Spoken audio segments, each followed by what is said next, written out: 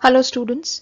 Today we'll begin with the second poem by Robert Frost, and the title of the poem is Fire and Ice. Before we begin reading the poem, let's know something more about this poet Robert Frost. One of the most celebrated poets of the 19th and 20th century, Robert Frost was named Poet Laureate of Vermont in 1961. His definition of poetry is simple yet thoughtful. He says, poetry is when an emotion has found its thought, and the thought has found words. He said, poetry begins with a lump in the throat. A poetry should not mean, but be.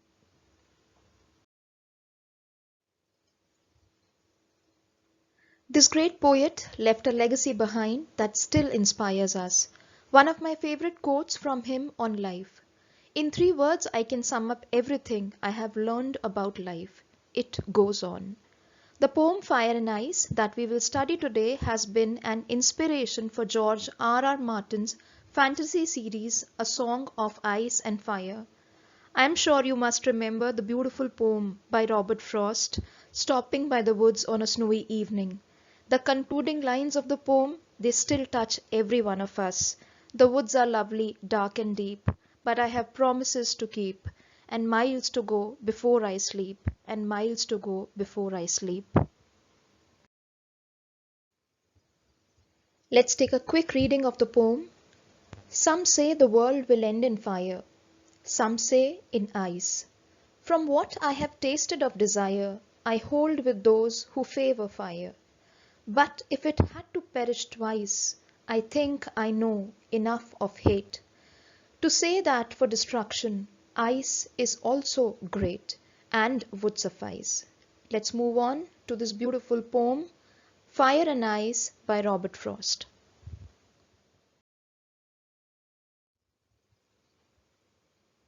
We'll begin studying the poem with lines 1 and 2.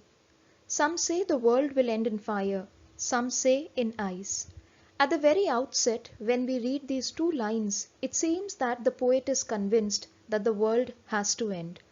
To take the thought further, he says, some say the world will end in fire, some say in ice.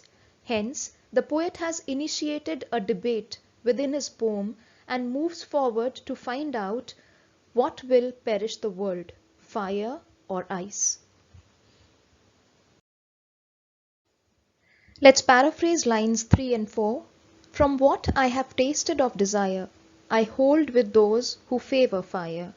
First, he talks of fire and says that the earth could be literally consumed by its own fiery core or be burnt or incinerated by the burning blazing sun, which we generally refer to as global warming.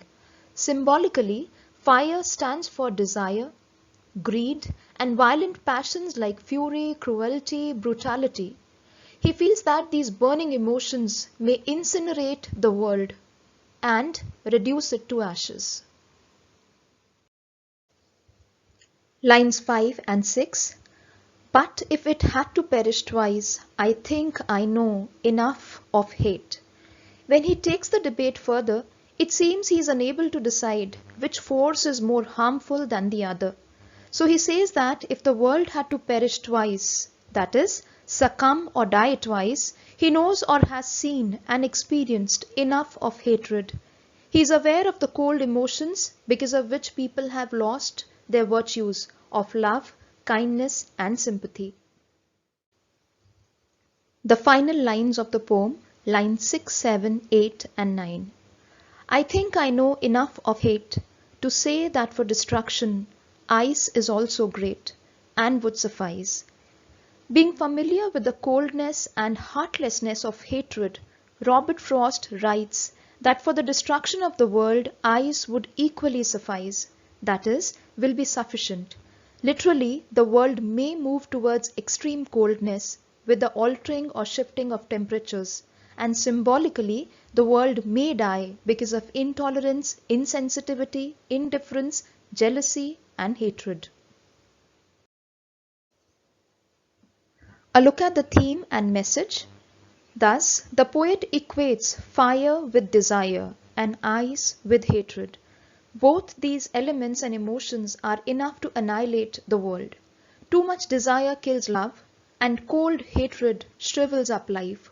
Both desire and hatred must be limited and controlled for the world to survive. If left unbridled, these forces may spell the doom of the world.